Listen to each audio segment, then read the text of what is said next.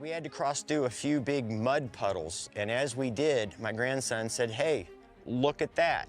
I called my grandpa over and I was like, "Dude, what the heck is this thing in the mud?" It's crazy. I went and looked, and it was a huge footprint in the middle of this mud puddle. This is crazy. Look at this.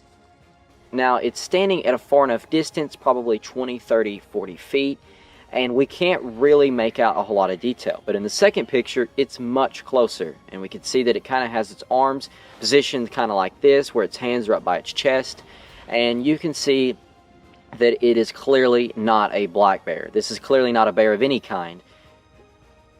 What if the stories people tell about Bigfoot aren't just legends, but real encounters caught at the right moment? Tonight, we're diving into true Bigfoot encounters that will make you look twice. The kind that feels a little too real to ignore. So let's get into it together. Alright guys, welcome back to Scary Encounters, the channel where we explore unexplained cryptids from all around the world. This clip comes from Exploring with Angelo, where Angelo and his friend Frank head back into a snow-covered forest that left Angelo feeling uneasy during a previous visit. We're back at what we've been calling the Whispering Woman Woods, aka the Bigfoot Woods, or I don't even know what this place is anymore. Whatever happened out there last time stuck with him enough that he wanted answers, and this time he brought back up. There's a bit of a story on this place for those of you who might be new. I guess I'll just kind of give you the quick version, but the reason why we call it the Whispering Woman Woods is because there is apparently this woman who whispers going through here. There was a bunch of hikers, encountered this woman, and then a little while after, she basically disappeared. It starts off simple. Fresh snow, quiet woods, two friends trying to find the same trail Angelo walked before. They're joking around, talking about the weather, just enjoying the hike. The snow softens everything, and for a while it feels calm in that peaceful winter way. Yeah, you heard that, right? Yep.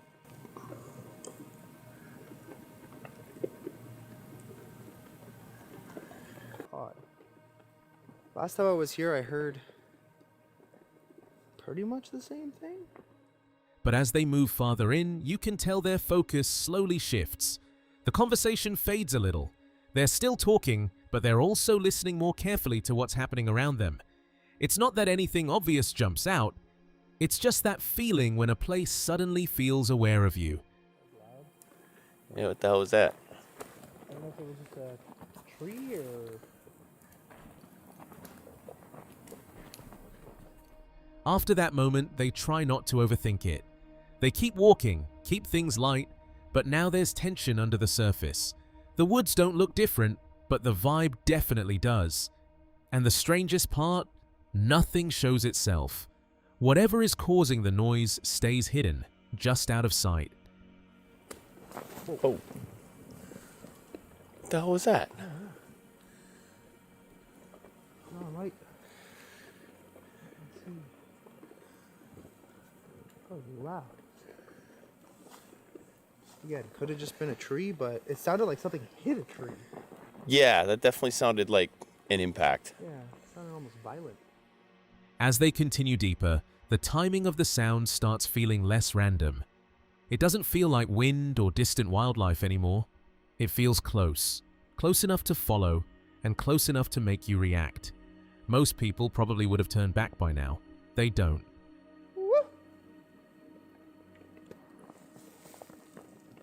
Is that a whistle? I heard a knock and a whistle. Yeah. Later, something small forces them to split up for a few minutes. One of them walks back alone, while the other stays behind. And if you've ever been alone in the woods at night, you know how quickly your senses crank up to 10. Every step feels louder. Every shadow feels heavier. That's when things start to feel really close. What's doing that?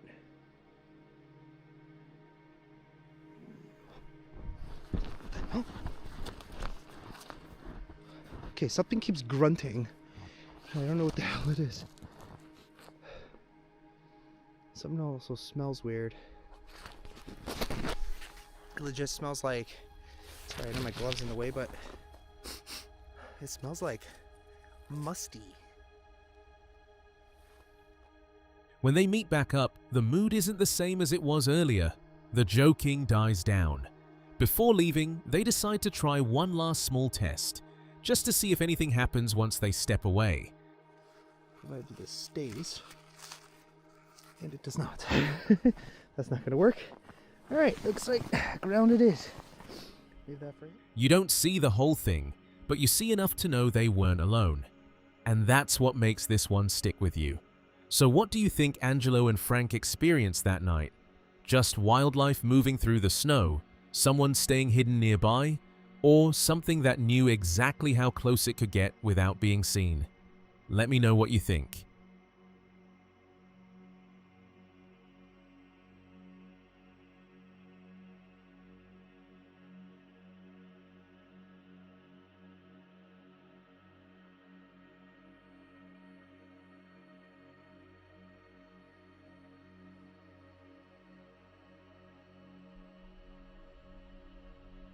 It was just us three boys alone playing around the trailer.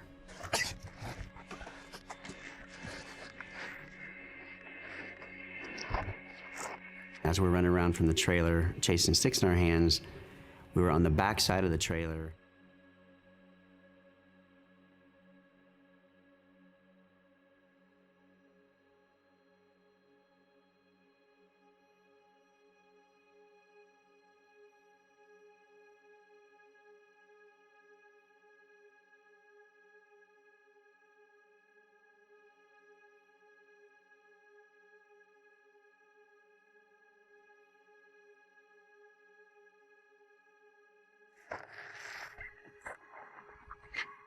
What was that?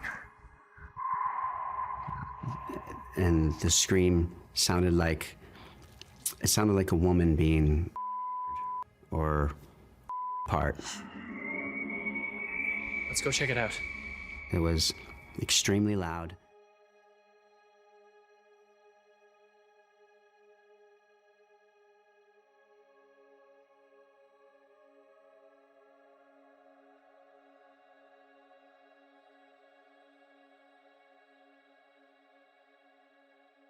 But Herman said we can't go into Come on, let's go check it out.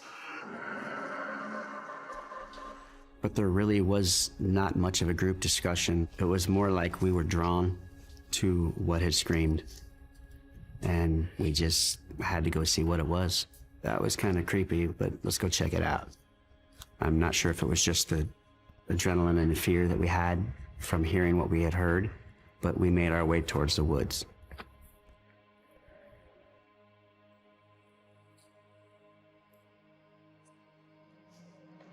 I'm not sure we should be doing this.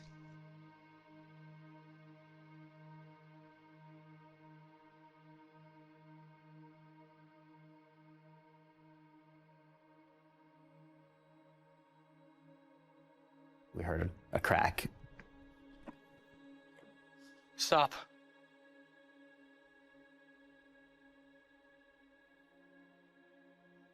Look.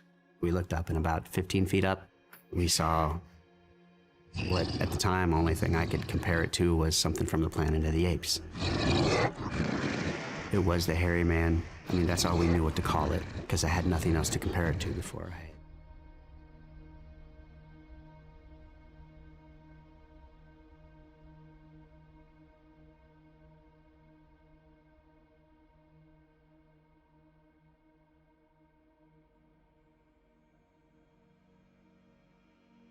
hand holding onto the tree.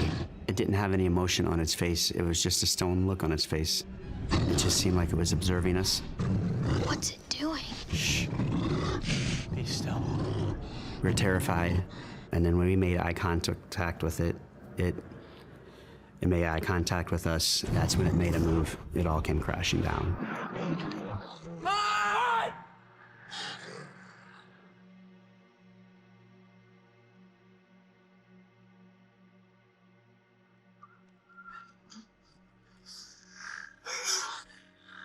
Open up! Open up! I can't! It'll get in! Go hide!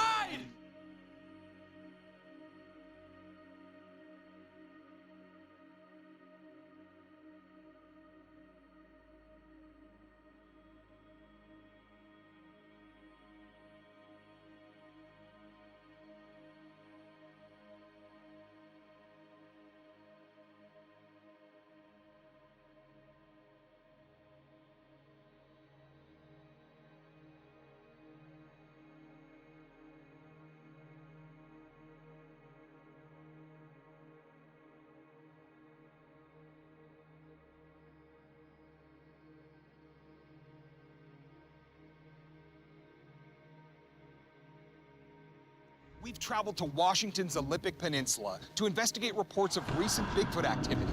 After Cliff saw a Bigfoot-like shape he couldn't identify, we split up in order to cover more ground in this hotbed of Sasquatch sightings. While Cliff, Renee, and I meet with witnesses, Bubba will continue his solo investigation where a series of howls.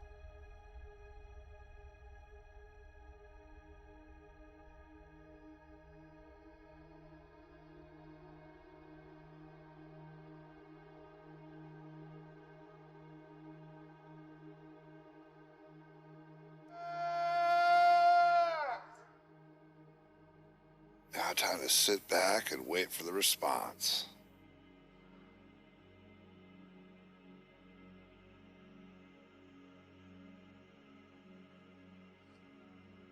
Stupid sexy Squatch is not answering my call.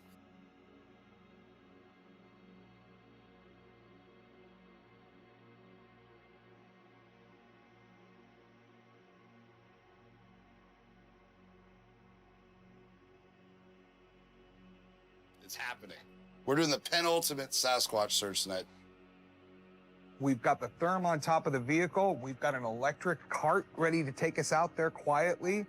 I don't know how much else we need. You just get the thing on video, right? We'll go up and shake its hand. All right. Bobo and Renee are going to be inside the RV using the surveillance equipment. Matt and I are going to be inside the electronic ATV, zipping around, trying to get close to whatever they see. This is an exciting plan. I believe that this plan has a really high probability of working if there's a Sasquatch around here, but that's always a big if.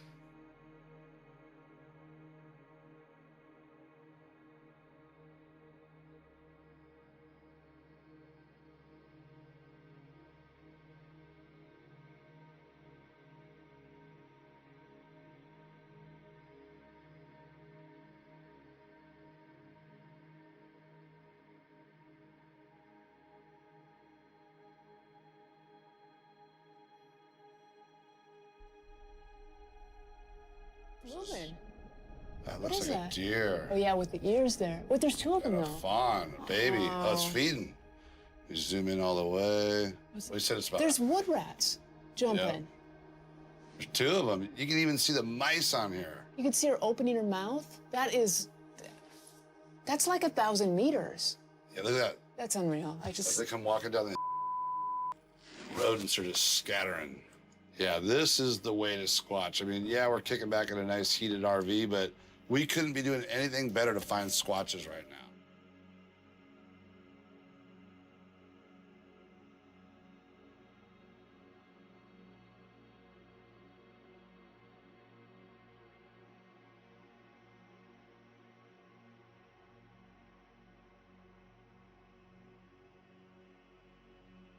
All right, I can see you guys in the vehicle, and I am checking that tree line directly behind you. Is it all cold? Nothing. I got nothing. It's weird. And the strange part is they're seeing deer, a lot of deer. Guys, we are scanning, looking at the tree line all around you.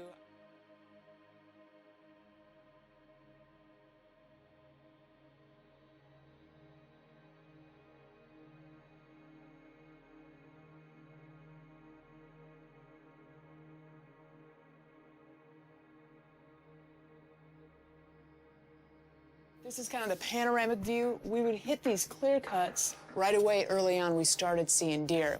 Yeah, there was a lot of food out here tonight. I mean, if you were a predator, there was grub to go around for sure. Out of all the times I've been up to the Olympic Peninsula or Washington in general, this is only my second time I've been shut out. I can't believe it. This is the most equipped I've ever been, especially tonight. I've never had more equipment at my disposal, and with no results, it's just frustrating.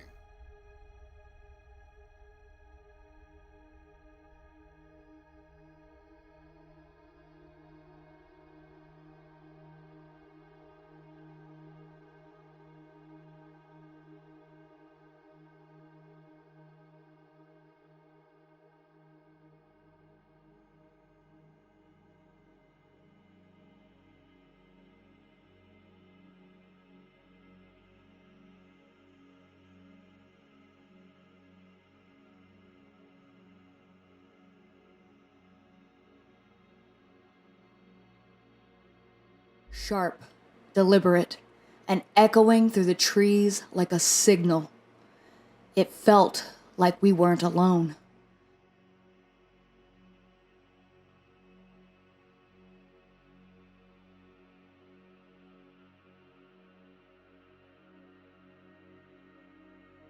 Something happened. We just had to turn the main camera back on and use the shotgun mic. I'm gonna go ahead and this clip right now, start a fresh clip. Hopefully, I don't even know which way this camera was pointing when that happened, but hopefully we got it. So we just had we stopped. I was feeling a little queasy out of nowhere when we started finding more of this like tree art, whatever you want to call it. Yeah. And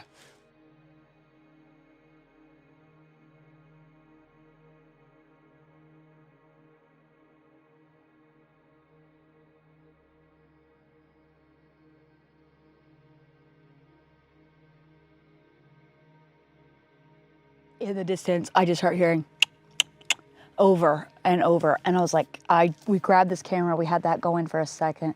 I did some kind of response, I don't know, but it's in that direction. I say we move this way, keep looking at some of this stuff, and let's go in the direction of, that bird just sounded off.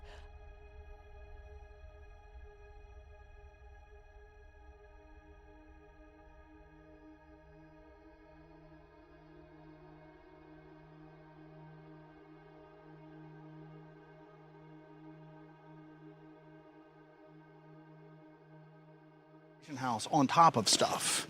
Glass in trees, pieces of metal lined up on stuff.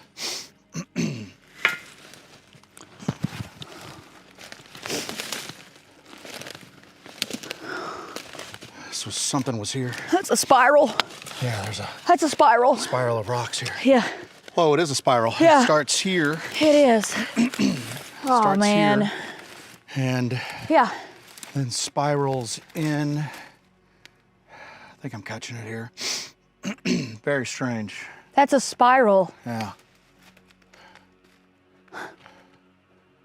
Yeah. Look at this. Whoa. Ha! Something back here really likes putting very noticeable pieces of... Look at that. Look at this, Jess.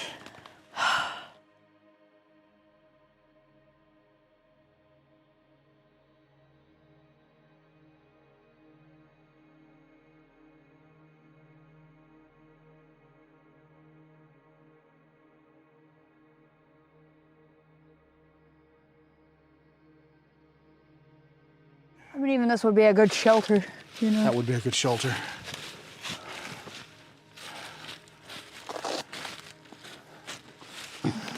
Just think about all the secrets that are back in these woods. Yeah. You leading us to the road? Yeah. All right.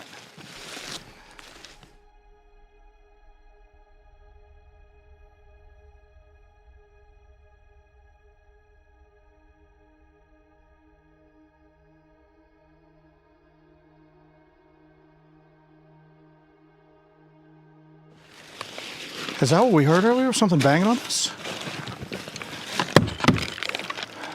It's hollow. It's like a drum. Look over through here. That's what we heard. What did you just do? That's what we heard, but louder.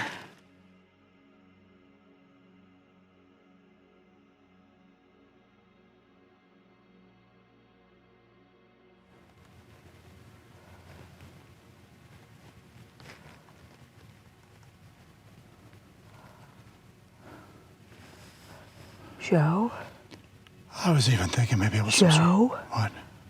It's not yelling from across the water. What? There was one across the water and one here. Because we were hearing it super close. That's So in the there's something behind distance. us right now? There was one here and one across the water. Because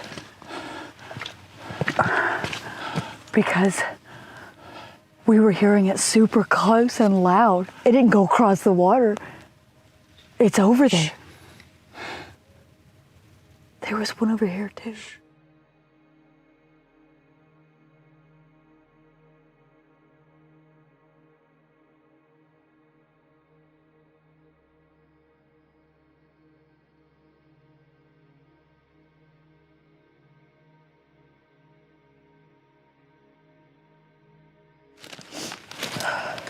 Something just knocked or clanked or something up here. We're gonna move up towards. Whoa. Shh, did it again.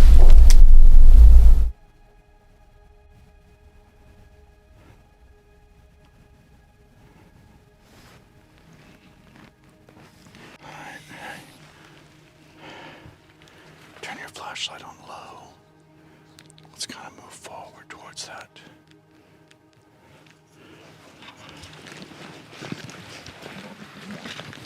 We're gonna move towards that little knocking sound we just heard.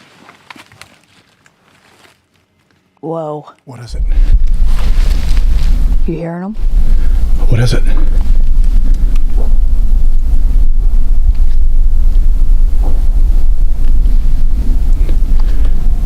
The knocking. Wow. What the heck?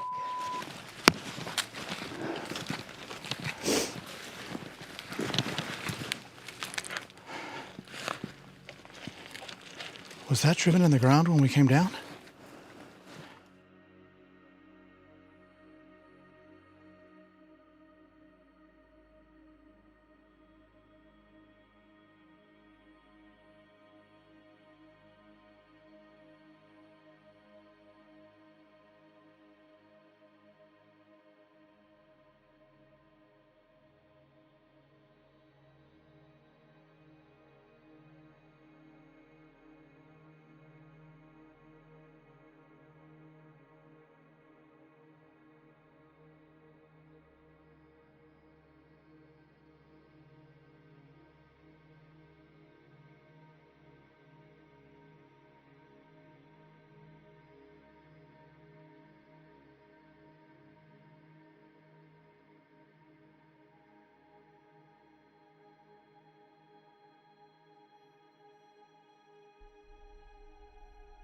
It's pretty similar to a black bear. It looks like possibly a skinny black bear that's distorted possibly from the way that it's moving its head or its body, rapidly causing some sort of blurring effect.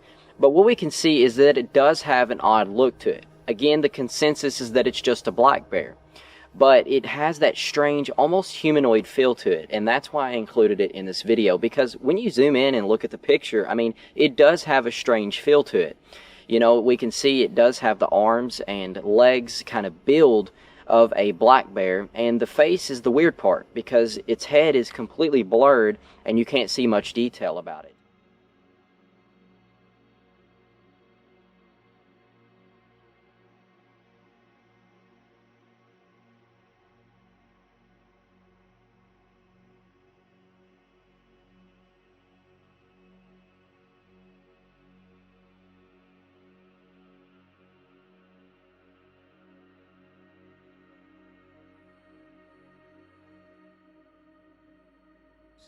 But these from Robert Lowe take the cake. He said he's got pics of this person/creature on 2 separate cameras and swears that they are legit. He said these were taken on a property 12 miles from the nearest town. What do y'all make of it?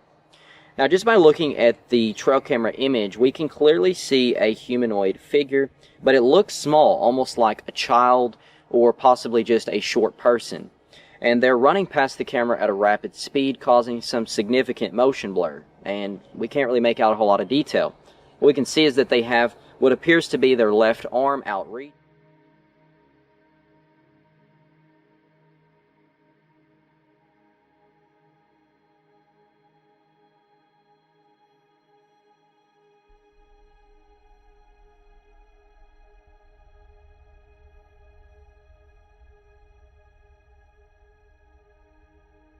So I have no idea where this picture came from, location, or even who originally posted it.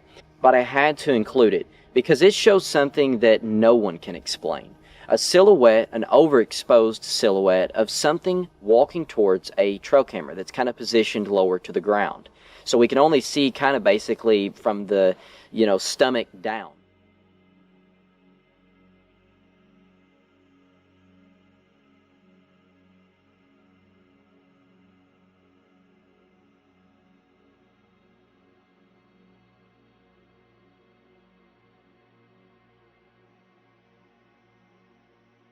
straight at the trail camera that is positioned next to the tree. Now, it's standing at a far enough distance, probably 20, 30, 40 feet, and we can't really make out a whole lot of detail. But in the second picture, it's much closer, and we can see that it kind of has its arms positioned kind of like this, where its hands are up by its chest, and you can see that it is clearly not a black bear. This is clearly not a bear of any kind. This is something much different. We can see that it has long, shaggy hair dangling past its arms, but its face is almost completely hairless. We can see 2 eyes, a nose, even a mouth, and it looks very human-like, but it's not human, clearly. And in the third image, we see that it gets much closer to the trail camera. This time we can see just its legs down, and it seems to be walking right past the camera, possibly right after investigating it, trying to figure out what it is.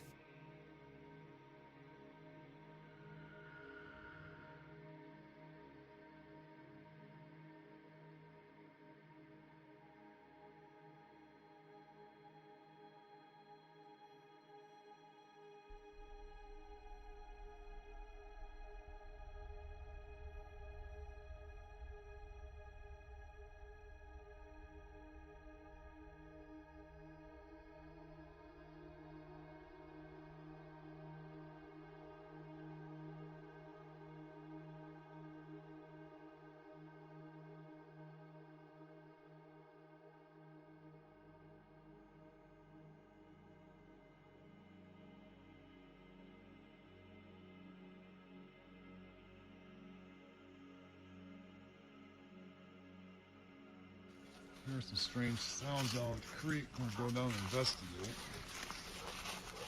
Got Squatch dogs on it.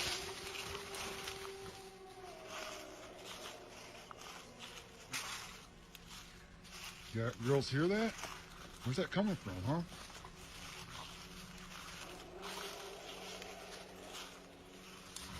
Sounds pretty close, though.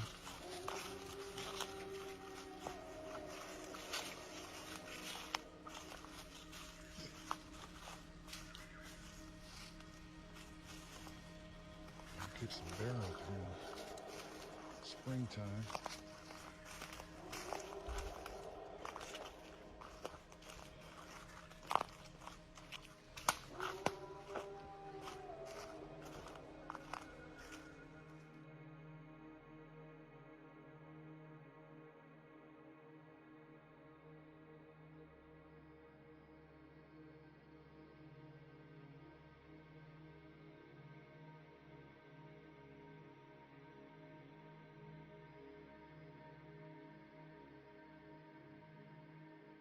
Video I took upon leaving the area.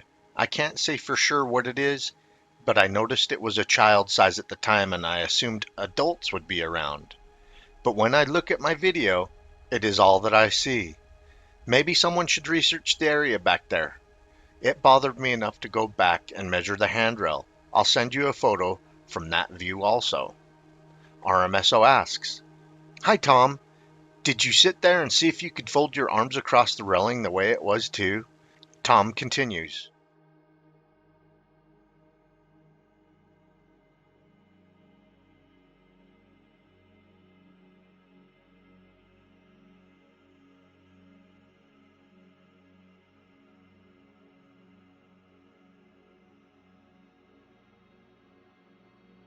Tall, and its shoulders were half as wide. I yelled at the kids to get in the Jeep. They ran like deer in a push. I stood there with my gun and immediately threw it into the tent. I knew there was no way I could have ever shoot it.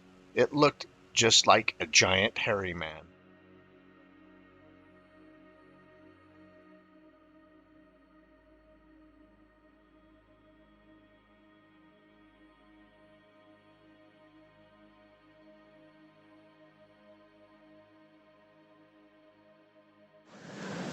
What I'm recording right now sounds very similar to what I heard back in 1991 or 92.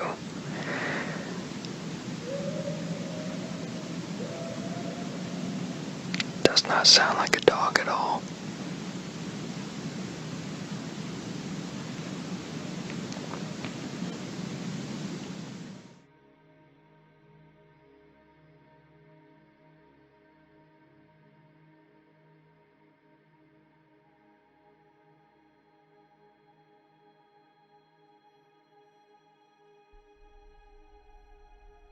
And this one, yeah, this night spirals way faster than anyone expected. It comes from Dee's Dark Adventure, and what I like about this one is that it doesn't start with chaos. It starts with comfort. It's just two people settling in for the night, talking and adjusting their gear, getting ready to relax, and you can hear in their voices that everything feels calm and easy. Did I touch some metal? I didn't step on any metal. I just heard metal. I don't want no metal, no, man. But I am near metal, so maybe there's...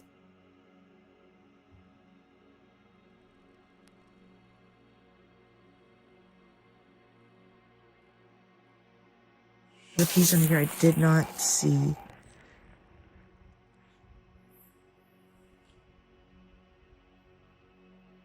Why did everything go quiet? Then something small interrupts that calm. A sound close enough that it pulls their attention away mid-sentence. You can actually feel the shift when they stop talking and start listening. That's when you realize this night isn't going to stay peaceful. That bird didn't sound right, did it? That bird sound I right? just saw an orb go by. No, you didn't. In the sky? I thought it was a lightning bug, but there is no lightning bugs. In the sky, or it was in the air? It went right in front of my vision. Like, yeah, he's got new glasses too, so he's seeing great today, guys. He's been... A little later, something else joins in. A sound that feels out of place for the time. It's subtle, but it repeats. And the more it repeats, the more uncomfortable it becomes. You know that feeling when something isn't necessarily scary, but it's wrong for the moment? That's the energy building here. yeah, I heard it. Shh. What was that? I don't know. I was hoping that this wasn't real. Stop, dude. I'm losing it. I seriously just... No, dude, no. The bus. What? The bus. Dude, David, please, I want to go. I don't want to be here anymore. The bus. We're out in the middle of nowhere. Nobody's out there. Nobody's there. That's what... Then, devices come out. Now here's where it gets interesting, because the tone changes. At first it feels playful, curious, experimental. But within minutes, you can hear tension replacing curiosity. Responses come through that seem consistent, repeated, almost focused. And when one specific word keeps coming back, you can hear it land differently the second time. That's the moment the mood flips.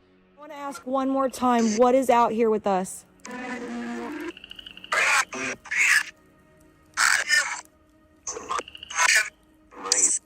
The beast. I heard it again. Beast.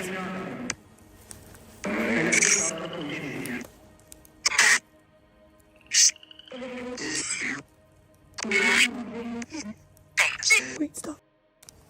Stop. Dude? Dude, is that a wolf call or a regular call? Like, dude, no, I'm going in. There's real wolves. Dude, I'm getting inside, dude. Then comes a visual moment. Out of the corner of her eye, she catches someone walking past the edge of the light. You can hear her trying to process it in real time. That wasn't panic. That was confusion mixed with adrenaline. Right through there. Okay, I was looking over here, and out of the peripheral, I saw him take his knee and step. And when I looked, it was a black and white flannel with jeans. And when I looked straight at him, he disappeared. And that's why I was freaking out, because I was like, I did not just see that. I had the camera over here with your light, and I was pointing that light over here. I don't know if the camera even caught it. If it did, it would have been great, but I don't know, and I'm not liking this, man. That was creepy. I saw the jeans and the black and white flannel, long sleeves shirt. After that, everything feels tighter. More crunching outside, something brushing near the camper, a faint growl that doesn't sit right. Then a small blinking light appears deeper in the dark. It pulses, disappears, comes back in the same spot. And here's the part that really unsettles me. The blinking happens right around the same area where she saw that figure earlier. Go back. I'm trying to go back, but my light's messing up. And I see eyes shine across the way over there. Guys, right underneath that branch. That eye shine. I can't, my hands are full, I can't zoom. Is it? Which where? Voices through the device starts to get more direct, and a warning comes through clearly enough that she freezes. You can hear it. She isn't laughing anymore.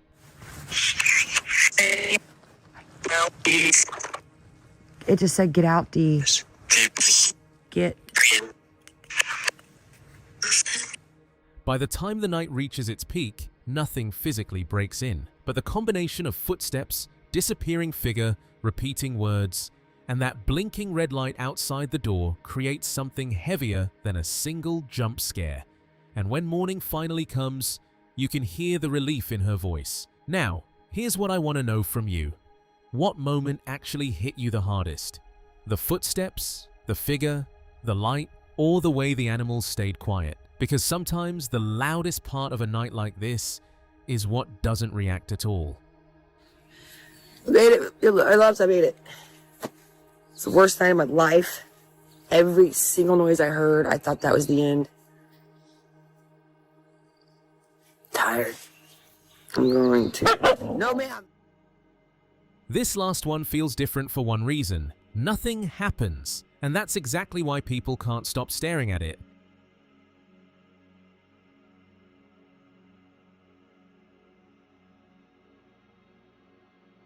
Over on the YouTube channel Unexplained Mysteries, a video has been making the rounds online, and a lot of people are calling it the clearest Bigfoot footage ever recorded, with some even saying it might look better than the famous Patterson-Gimlin film.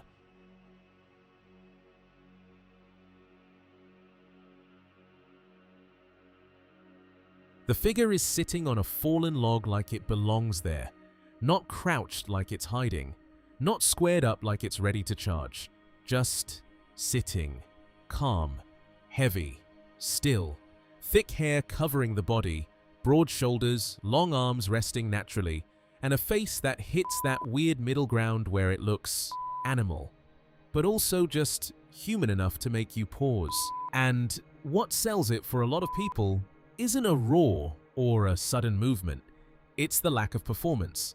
It doesn't look like it knows it's being filmed. It isn't reacting to the camera, not scanning, not posturing, not trying to scare anyone off. It's staring off into the woods like it's listening to something deeper in the trees, or just resting in a place that feels familiar to it. That's when the comments start making sense. So I'll ask you the same thing. When you watch a clip like this, what convinces you more? The details you can see, or the way the subject behaves like it doesn't know you're there? And those were tonight's true Bigfoot encounters. If any of these moments stood out to you, let me know in the comments. Which one felt the most real?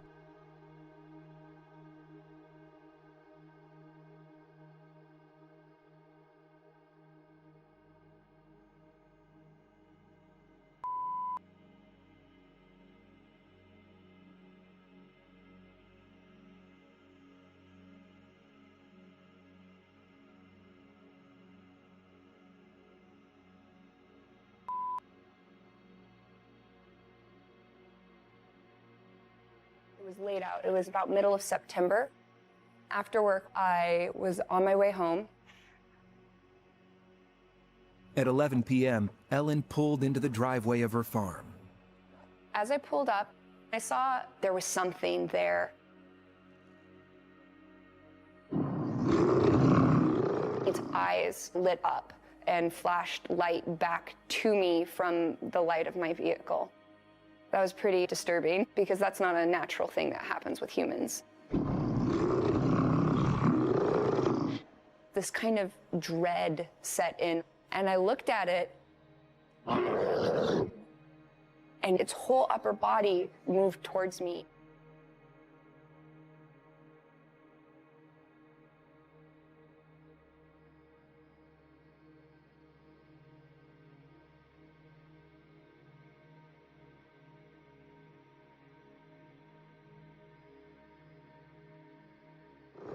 It was just very large.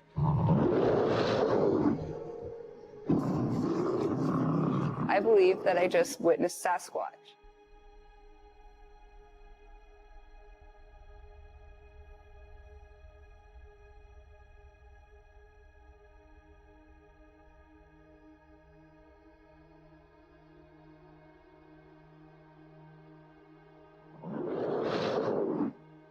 couldn't move. I couldn't get out of my vehicle. Her partner came outside armed.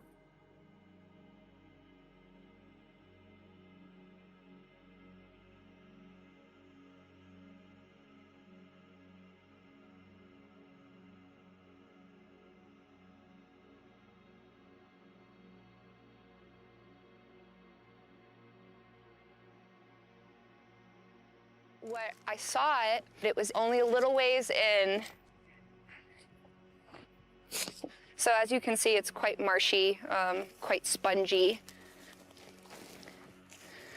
Yeah, it looks like it's all been washed away, but this was where I saw the footprint. Every time I come over this area, I always look down to see if I can maybe see another one.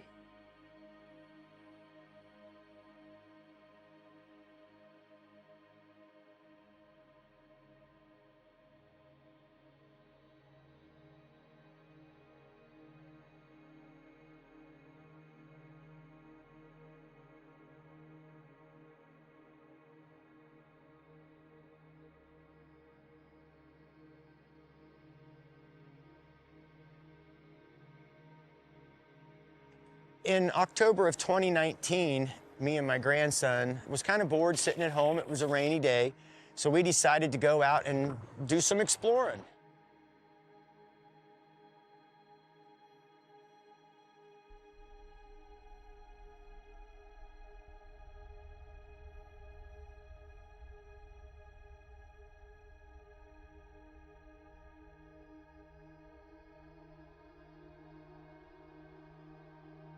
We had to through a few big mud puddles, and as we did, my grandson said, "Hey, look at that."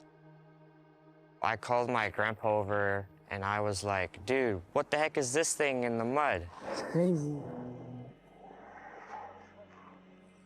I went and looked, and it was a huge footprint in the middle of this mud puddle.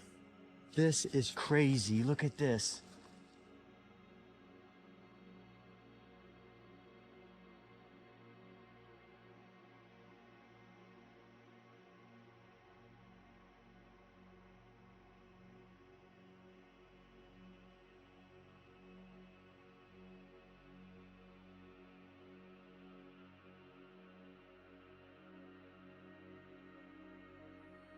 You can see 5 toes across the front and a well-defined heel.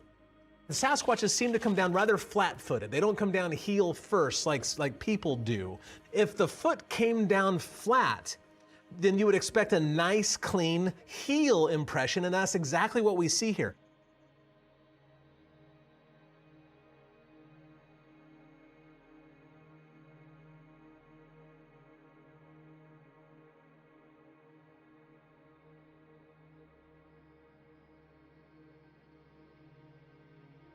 Very rare to find a Bigfoot print of the quality like the one in Fairbanks. So to find a print that size, that magnitude, that's terrifying but exciting at the same time.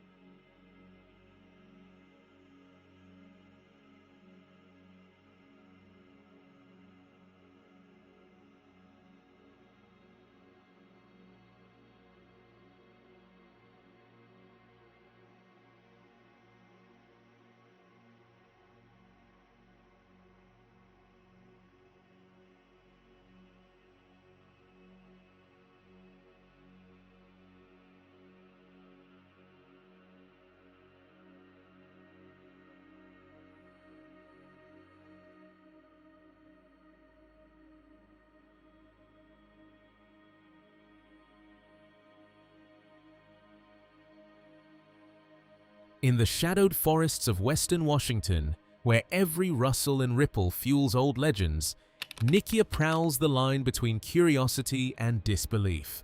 On his Search and Survival series, he presses locals for their own brush with the unknown stories. And recently, he met Oscar Bauman, president of the Oregon Grotto, whose tale was equal parts eerie and convincing. He knows he hasn't seen Sasquatch himself, yet like glimpsing a ghostly cougar among the trees, he can't deny that some mysteries refuse to be written off until you confront them in the wild. I'm Nikia. One of the things I like to do when I'm talking with people is ask them if they've seen Sasquatch or Bigfoot. There's just so much lore here in Western Washington and well, all over the country, but especially here in Washington. So a lot of people have stories. And one of the people I recently asked was Oscar Bauman, who is the president of the Oregon Grotto. And I was surprised, but he had a story for me. Bauman had always moved carefully in the wilderness, but nothing had prepared him for this. Up a lonely stretch of road, a towering, hair-covered shape appeared in the distance. Walking on two legs, silent yet unmistakable.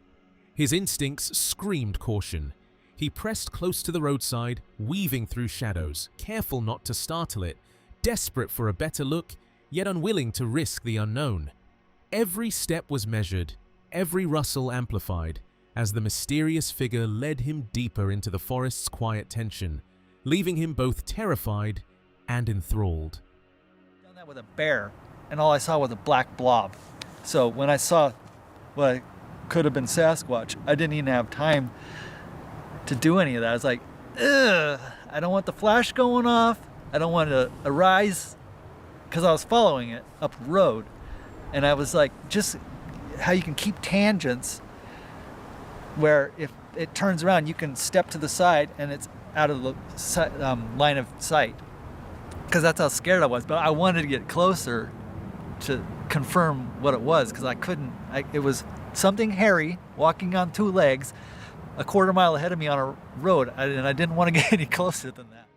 As dusk settled over the forest, Bauman wandered alone along the winding road, the air thick with mist and the hush of early evening. Out of the corner of his eye, a figure appeared ahead. At first human, but then unmistakably something else. Massive, upright, and cloaked in hair. He considered capturing it, but even the best camera would fail to reach that distance, and any sudden flash might scare it off. Or worse. Heart racing, he edged closer, every step measured, until the darkness and the weight of the unknown told him some encounters were meant to be observed from afar. Nothing else going on, so I'll just be out here. I had my rain gear, and so I'm walking up this road, and I see, is there a guy walking up me? Well, maybe I'll get a little closer. I don't think that's a guy. That's something hairy. And it was about 5 o'clock in the fall, so it's getting dark. So I had my camera, but a quarter mile away, your camera's not going to get anything, because I'm kind of a professional photographer. I just know what the camera's capable of, and it's not capable of that. And so I'm like, I don't want the flash going off. The flash is not going to help a quarter mile away. So I just tried to get closer, and finally I just was 5 miles up in the sticks. The figure was impossible to classify, neither fully human nor entirely a myth, but its presence was undeniable. While exploring a moss-covered cave floor, a huge, undefined footprint caught attention, and movement at the edge of vision hinted at something just beyond perception. By the time focus returned, the shape had vanished, leaving only the echo of its passage. The size of the print and the fleeting awareness of being watched made one thing certain. The forest holds secrets that refuse to reveal themselves fully. I can't say it was Sasquatch, but I can't say it wasn't. It was or wasn't. It was something tall, hairy, walking. That's the only way I can explain it. So, and then another time I was out caving, and I'm looking at what I think is a print in the moss, and out the corner of my eye, something's standing. And by the time I turn around, it's not there. And I'm like, what was that? It's like, you know there's something standing behind you, but you can't turn fast enough to see what it is. But the print I was looking at was definitely something big, but in moss you can't see the texture of what it was. And like, yeah, I'm out of here. Nakia listened as Bauman described a fleeting figure in the forest, something tall, covered in hair, moving just out of reach. He spoke of the legends that fill these woods and the strange weight they carry, even without proof. For Nakia, the story was a reminder that some mysteries can't be captured on film. They exist in moments that thrill, unsettle, and linger long after the sighting. And maybe it was. But there are all these fun stories and myths and legends, and it's hard to believe if there was really a Bigfoot or Sasquatch that people wouldn't capture it on camera. But it sure is fun to listen to the stories and hear what people say. And if you've ever had an encounter of your own, I'd love to hear it. Don't forget to like, subscribe, and stay with us, because the next story might be even closer than you think.